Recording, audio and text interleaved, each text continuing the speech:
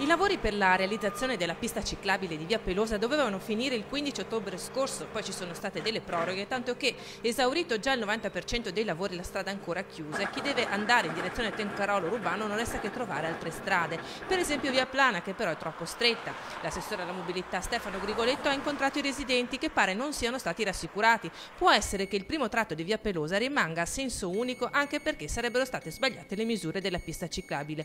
Insomma, il quartiere Cave dopo il problema dei bus deve affrontare un'altra questione. I residenti hanno già raccolto 250 firme per chiedere il ripristino del doppio senso. In prima linea soprattutto i commercianti di Via Cave. Da quando è iniziato il senso unico in Via Pelosa loro hanno perso il 40-50% di fatturato.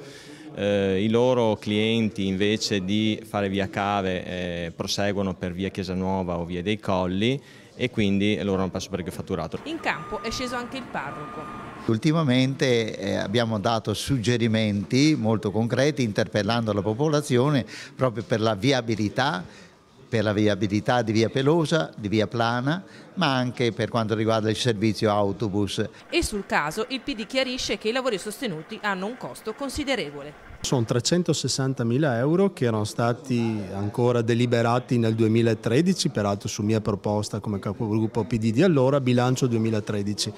I lavori sono partiti naturalmente in là nel tempo, a giugno 2015 e naturalmente il progetto di allora e il progetto attuale prevedeva la realizzazione della pista ciclopedonale con tombinature e tutte le attrezzature col mantenimento della doppia corsia. È evidente che non si giustificherebbe aver speso 360.000 euro mantenendo invece il senso unico. Quindi potrebbe intervenire la Corte dei Conti? Certamente in un caso del genere i consiglieri ma anche i singoli cittadini valuteranno tutte le azioni per evidenziare il fatto di aver dilapidato denaro pubblico.